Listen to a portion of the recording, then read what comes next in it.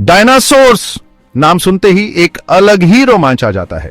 ये अद्भुत जीव लाखों साल पहले धरती पर राज करते थे, जब इंसानों का कोई अता पता नहीं था। उनका राज बड़े बड़े, खतरनाक और सीधे साधे छोटे और विशाल जानवरों का जमाना था। 180 मिलियन सालों तक डायनासोर्स फलते फूलते रहे और दुनिया को बदलते रहे। छोटे बड़े हर तरह के डायनासोर्स थे, ताकतवर टायरानोसोरस रेक्स से लेकर लंबी गर्दन वाले ब्रैकियोसोरस तक। लेकिन ये हमारे ग्रह पर कैसे राज करने लगे?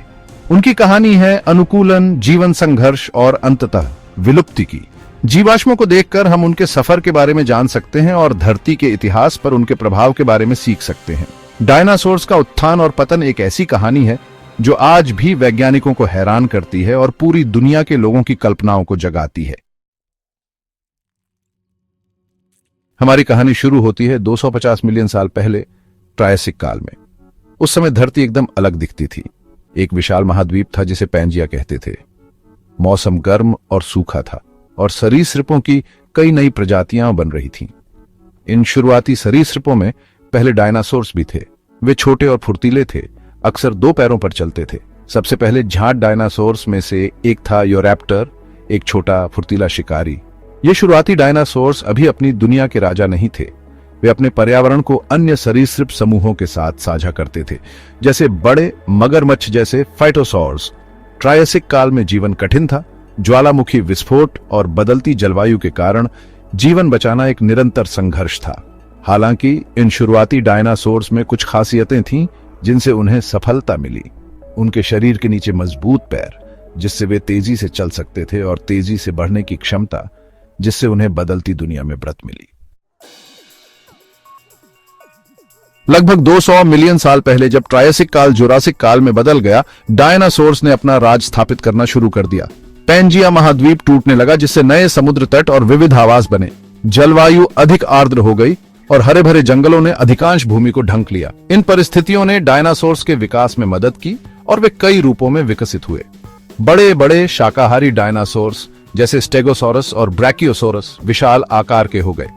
इन दिग्गजों के साथ खतरनाक शिकारी भी थे, जैसे एलोसॉरस, जो तेज दांतों और पंजों वाला एक शक्तिशाली शिकारी था। जुरासिक काल सचमुच जायंट्स का समय था और डायनासोर्स धरती पर राज करते थे।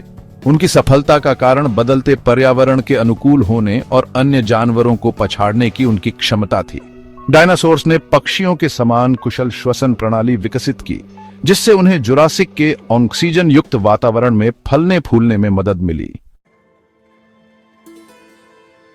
145 मिलियन साल पहले शुरू हुआ क्रिटेशियस काल। डायनासोर्स की विविधता का चरम था। महाद्वीप अलग होते रहे, जिससे जलवायु और वातावरण में और भी बदलाव आए। इस काल में कुछ सबसे प्रतिष्ठित डायनासोर्स दिखाई दिए। टायरानोसोरस रेक्स, जो अपने विशाल जबड़ों और शक्तिशाली पैरों से भूमि पर घूमता था। ट्राइसेराटॉप्स अपने 3 सींगों और हड्डी वाले फ्रिल के साथ शिकारियों से अपना बचाव करता था। वेलोसिरैप्टर, एक छोटा लेकिन घातक शिकारी, अपने शिकार को मारने के लिए अपनी बुद्धिमत्ता और चपलता का इस्तेमाल करता था। आसमान भी अद्भुत जीवों से भरे हुए थे, जैसे टेरोसॉर, उड़ने वाले सरीसृप जो चमड़े के पंखों पर उड़ते थे। कुछ जैसे क्वेट्ज़ालकॉटलस के पंख 30 फीट से ज्यादा लंबे थे, जो उन्हें अब तक के सबसे बड़े उड़ने वाले जानवर बनाते थे।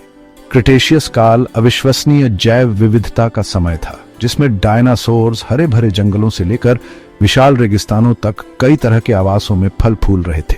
इस काल में विकासवादी नवाचार का विस्फोट हुआ, जिसमें डायनासोर्स ने विस्तृत सींगों और फ्रिल से लेकर पंखों और चोंच तक कई तरह के अनुकूलन विकसित किए। भाग 5, विलुप्ति घटना, एक अनसुलझा रहस्य। हालांकि डायनासोर्स का राज हमेशा के लिए नहीं था। लगभग 66 मिलियन साल पहले एक प्रलयकारी घटना घटी, जिसने लगभग सभी डायनासोर्स को कई अन्य पौधों और जानवरों की प्रजातियों के साथ मिटा दिया। इस सामूहिक विलुप्ति का सही कारण आज भी वैज्ञानिकों द्वारा बहस का विषय है। हालांकि सबसे व्यापक रूप से स्वीकृत सिद्धांत एक विशाल क्षुद्र ग्रह या धूमकेतु का प्रभाव है। इस प्रभाव से व्यापक जंगल की आग, सुनामी और एक वैश्विक प्रभाव वाली सर्दी शुरू हो गई होगी, जिसने पृथ्वी की जलवायु को काफी बदल दिया। इस प्रभाव ने भारी मात्रा में धूल और मलबे को वातावरण में छोड़ दिया, जिससे सूर्य का प्रकाश रुक गया और तापमान गिर गया। परिणामी पर्यावरणीय पतन डायनासोर्स और कई अन्य जीवन रूपों के जीवित रहने के लिए बहुत ज्यादा साबित हुआ। जबकि विलुप्ति घटना का सटीक विवरण एक रहस्य बना हुआ है, इसने एक युग के अंत का प्रतीक है जिसने स्तनधारियों और अंततः मनुष्यों के उदय का मार्ग प्रशस्त किया। भाग 6, दिग्गजों की विरासत। जीवाश्म कहानी बताते हैं, भले ही डायनासोर्स लाखों साल पहले पृथ्वी से गायब हो गए थे, फिर भी उनकी विरासत जीवित है। उनकी हड्डियां, दांत और पैरों के निशान जीवाश्म के रूप में संरक्षित किए गए हैं, जो हमें उनकी दुनिया की एक झलक प्रदान करते हैं। पैलियोंटोलॉजिस्ट, जो प्राचीन जीवन का अध्ययन करने वाले वैज्ञानिक हैं, इन जीवाश्मों की सावधानीपूर्वक खुदाई और विश्लेषण करते हैं, डायनासोर्स की कहानी को जोड़ते हैं। प्रत्येक नई खोज उनकी शरीर रचना, व्यवहार और उनके द्वारा बसे हुए वातावरण के बारे में हमारी समझ को बढ़ाती है। जीवाश्मित घोंसलों और अंडों से हम उनके प्रजनन की आदतों के बारे में सीखते हैं। उनके दांतों और जबड़ों से हम उनके आहार का अनुमान लगा सकते हैं। उनके पैरों के निशान का अध्ययन करके हम उनकी गति और चाल का भी अनुमान लगा सकते हैं। ये जीवाश्म खजाने अतीत के बारे में अमूल्य सुराग प्रदान करते हैं, जिससे हमें पृथ्वी पर जीवन के इतिहास का पुनर्निर्माण करने में मदद मिलती है। भाग 7, अतीत का अध्ययन, पत्थर में छिपे राजों को खोलना। डायनासोर्स का अध्ययन समय के माध्यम से एक यात्रा है, लाखों साल पहले रहने वाले जीवों को समझने की खोज। जीवाश्मों, भूवैज्ञानिक संरचनाओं और यहां तक कि आधुनिक जानवरों के रिश्तेदारों के सबूतों को मिलाकर वैज्ञानिक इन आकर्षक जीवों के बारे में लगातार नई खोज कर रहे हैं। इस अन्वेषण में प्रौद्योगिकी महत्वपूर्ण भूमिका निभाती है। सीटी स्कैन का उपयोग करके शोधकर्ता जीवाश्म हड्डियों के अंदर देख सकते हैं, उनकी आंतरिक संरचना के जटिल विवरणों का खुलासा करते हैं। कंप्यूटर सिमुलेशन हमें यह मॉडल बनाने की अनुमति देते हैं कि डायनासोर्स कैसे चलते थे और अपने पर्यावरण के साथ कैसे बातचीत करते थे। इन विधियों के माध्यम से हम डायनासोर्स की जटिलता और विविधता के लिए गहरी प्रशंसा प्राप्त कर रहे हैं। हम सीख रहे हैं कि कुछ के पंख थे जो पक्षियों के साथ घनिष्ठ विकासवादी संबंध का सुझाव देते हैं। अन्य लोगों ने अपने बच्चों की देखभाल की, जटिल सामाजिक व्यवहार का प्रदर्शन किया।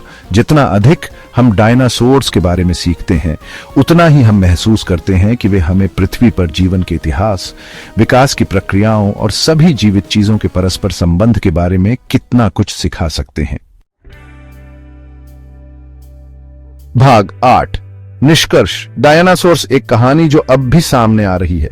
डायनासोर्स की कहानी अनुकूलन की शक्ति, विविधता की सुंदरता और हमारे ग्रह के बदलते स्वभाव का प्रमाण है। उनका उत्थान और पतन हमें जीवन के अविश्वसनीय लचीलेपन की याद दिलाता है, लेकिन विनाशकारी घटनाओं के सामने इसकी नाजुकता भी है।